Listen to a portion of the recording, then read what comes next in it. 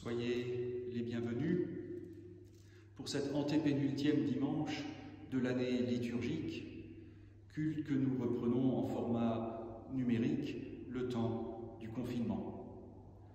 Nous célébrons ce culte au nom de Dieu le Père, le Fils et le Saint-Esprit. Amen. Entrons dans ce temps de prière avec les mots du psaume 85. J'écoute ce que dit le Seigneur. Il parle de paix à son peuple et à ses fidèles. Son salut est proche de ceux qui lui font confiance.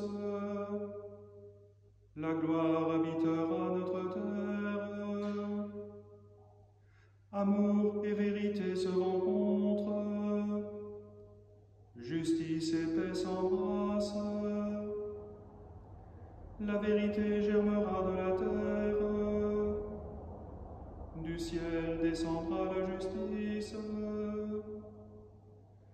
Le Seigneur donnera ses bienfaits, notre terre donnera son fruit. La justice marche devant lui, ses pas traceront le chemin.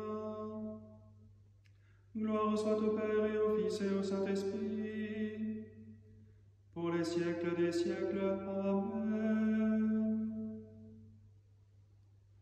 Dans le silence, nous voulons déposer devant Dieu ce qui nous sépare de lui et des autres.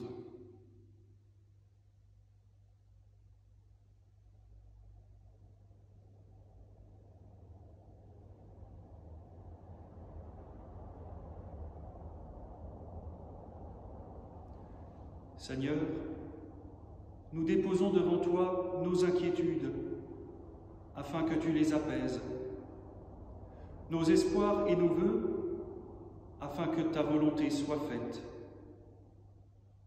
Nous déposons devant toi notre péché, afin que tu le pardonnes, nos pensées et nos actes, afin que tu les purifies. Seigneur, écoute et prends pitié. Seigneur, prends pitié, ô Christ, prends pitié, Seigneur, prends pitié.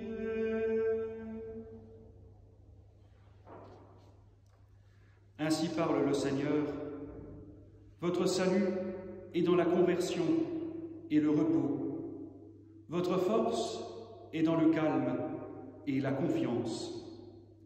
Réjouissons-nous, Dieu nous fait miséricorde, nous pardonne et nous conduit à la vie éternelle en Jésus-Christ. Gloire soit à Dieu au plus haut des cieux, paix sur la terre aux hommes bonne volonté. Prions. Dieu de vie, tu soutiens l'univers et tu le destines à une création nouvelle. Au cœur même des contradictions de ce monde, aide-nous à garder nos regards fixés sur ton royaume et à l'annoncer par des actes de justice et d'amour. Par Jésus-Christ, ton Fils, notre Seigneur, qui vit et qui règne avec toi, Père, et le Saint-Esprit, un seul Dieu pour les siècles des siècles. Amen.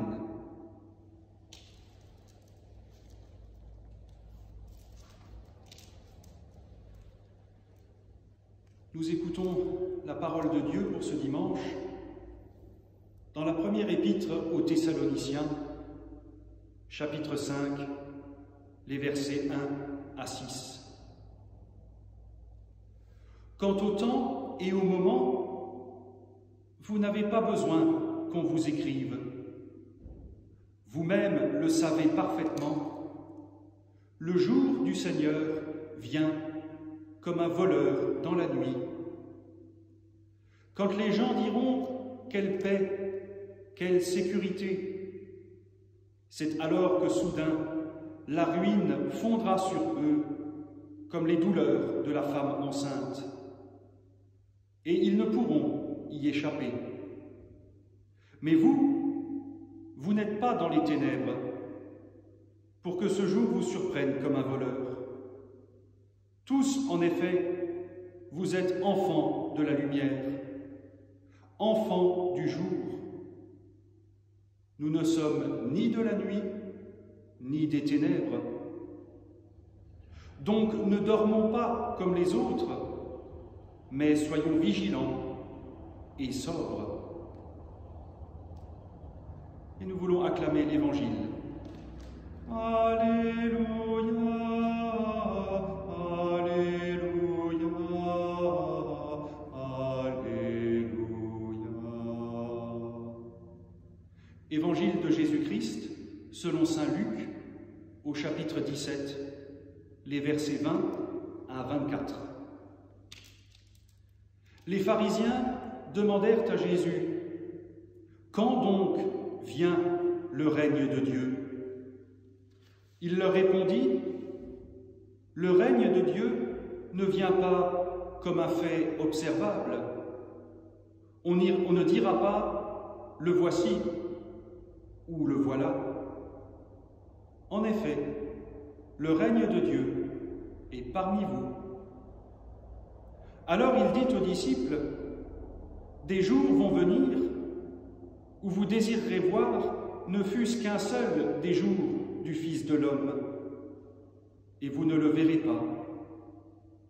On vous dira, le voilà, le voici. Ne partez pas, ne vous précipitez pas. En effet, comme l'éclair en jaillissant brille d'un bout à l'autre de l'horizon, ainsi sera le Fils de l'homme lors de son jour. » Acclamons la parole de Dieu. Louange à toi, ô Christ, louange à toi, ô Christ, louange à toi, ô Christ, louange à toi, ô Christ.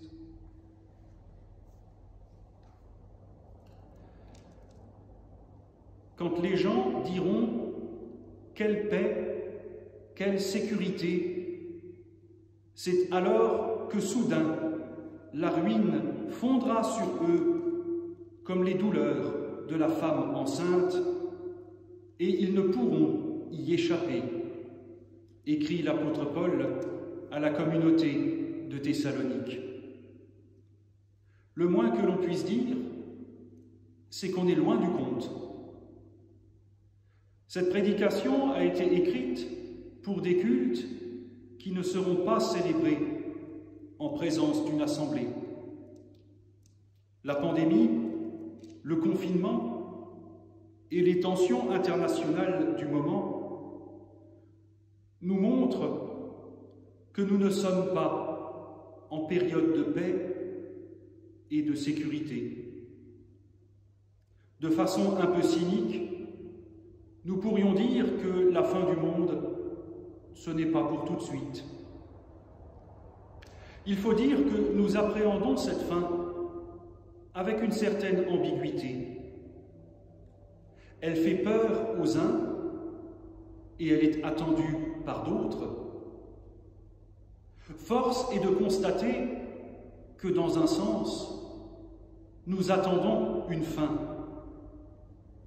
Nous attendons qu'un Paul ou tout autre héros à UT à la fin, nous écrivent à propos de la fin.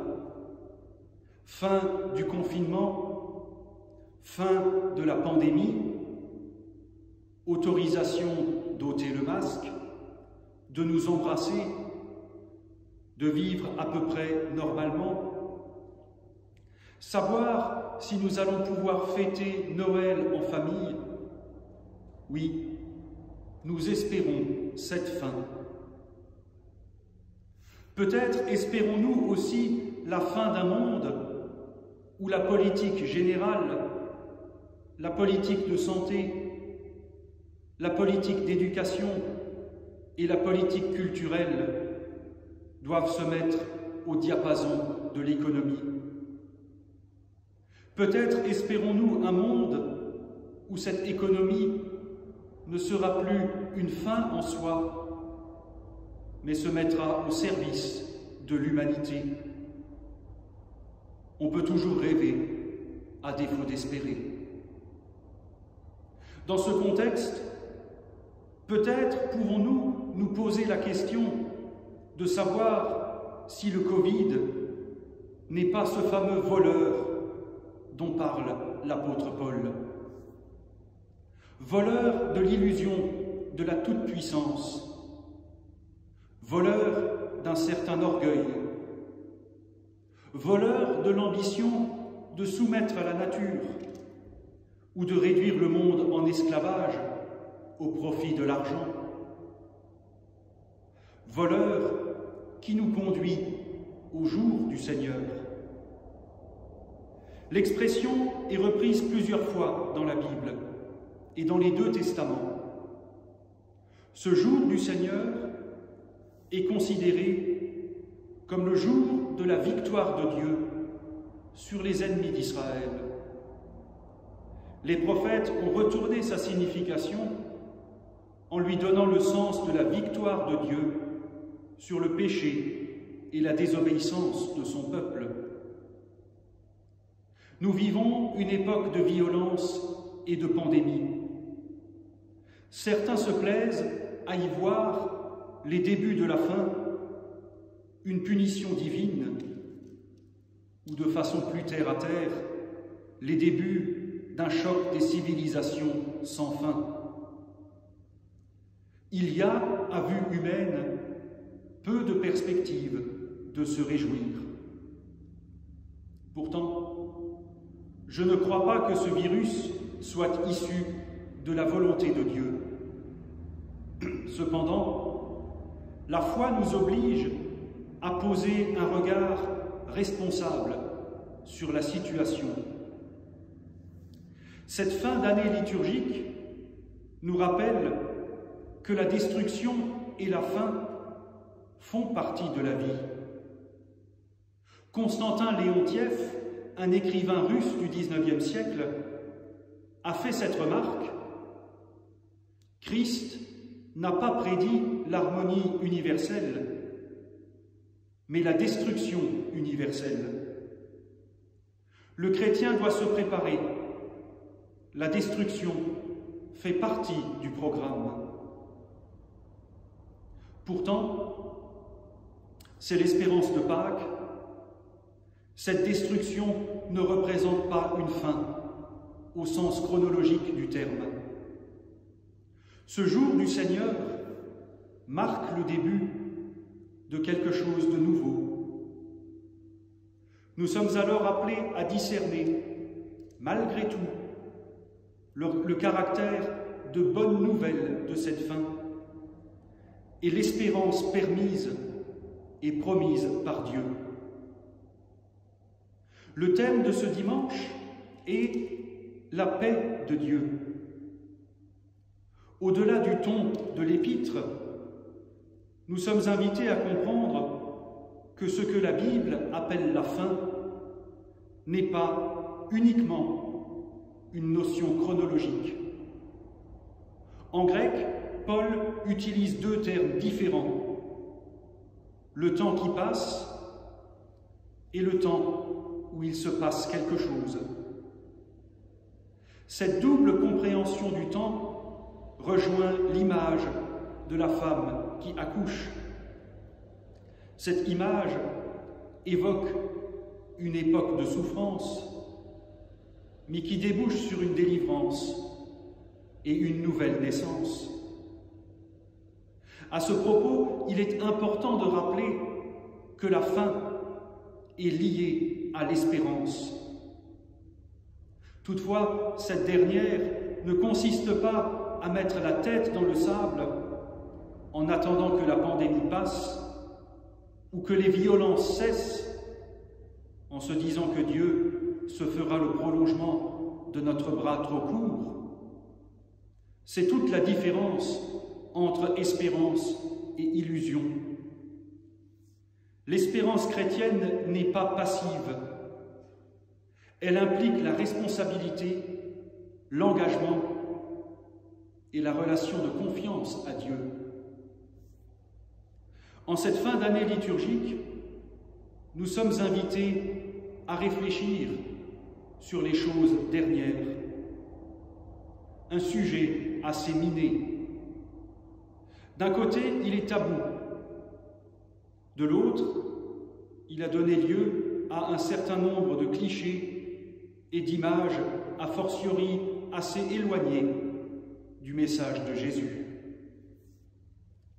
Paul qualifie ses auditeurs d'enfants de la lumière. Il indique que ses auditeurs subissent l'influence de la lumière, ils en sont solidaires. En ces temps de difficulté, certains diront de ténèbres, cette lumière dont nous sommes solidaires nous invite alors à éclairer les autres et à être veilleurs. L'enseignement de Jésus sur les événements de la fin culmine toujours dans un appel à la vigilance. Cette attitude, opposée au sommeil, est caractéristique du chrétien qui attend le retour de son Seigneur. Veiller consiste d'abord à se tenir dans la nuit où nous sommes, sans chercher à la déserter, au profit des faux jours, des éclairages artificiels et des certitudes superficielles. Veiller, ce n'est pas refuser la nuit, mais être tenu en éveil, par l'ardent désir de ne pas manquer le jour nouveau. Dieu est imprévisible.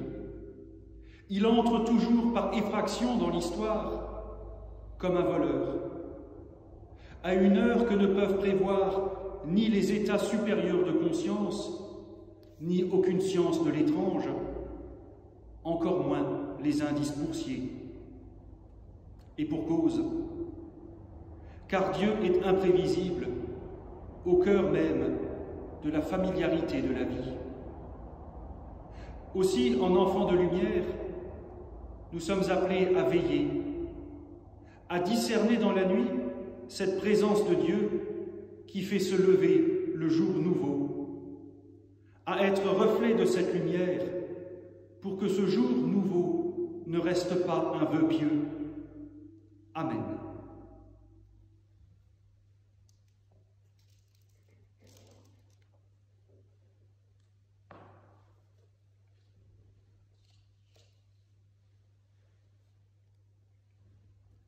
Unissons-nous dans la prière. Seigneur notre Dieu, nous venons à toi et nous te confions notre prière. Pour les chrétiens, afin qu'ils ne cessent d'aller à la rencontre de tous et qu'ils soient ferments de réconciliation dans la famille humaine. Pour celles et ceux qui accomplissent un ministère dans l'Église, afin qu'ils soient de fidèles témoins de l'Évangile. Pour les peuples de la terre qui sont éprouvés par la violence, et pour celles et ceux qui s'engagent pour la paix. Souviens-toi de celles et ceux qui sont persécutés en raison de leur foi. Pour celles et ceux qui cherchent à prévenir les risques de catastrophes naturelles et qui soutiennent les populations exposées. Pour les hommes et les femmes de la terre, afin qu'ils s'engagent dans le partage des ressources naturelles entre tous. Avec le Conseil œcuménique des Églises, nous prions aujourd'hui en communion avec les chrétiens d'Océanie. Bénis ces pays et ces territoires, Seigneur, et accorde à leur peuple paix, concorde et prospérité. Et dans le silence, nous voulons faire monter notre propre prière.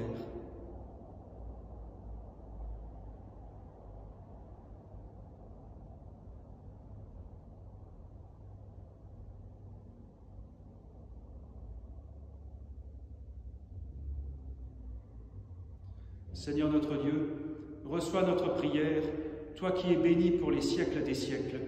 Amen. Notre Père, qui es aux cieux, que ton nom soit sanctifié, que ton règne vienne, que ta volonté soit faite sur la terre comme au ciel. Donne-nous aujourd'hui notre pain de ce jour. Pardonne-nous nos offenses, comme nous pardonnons aussi à ceux qui nous ont offensés. Et ne nous laisse pas entrer en tentation, mais délivre-nous du mal, car c'est à toi qu'appartiennent le règne, la puissance et la gloire, pour les siècles des siècles. Amen. Que Dieu Tout-Puissant vous bénisse et vous garde, qu'il tourne son visage vers vous, qu'il vous accorde sa grâce et sa paix, et que la bénédiction du Dieu trois fois saint, le Père, le Fils et le Saint-Esprit, descende sur vous et y demeure à jamais.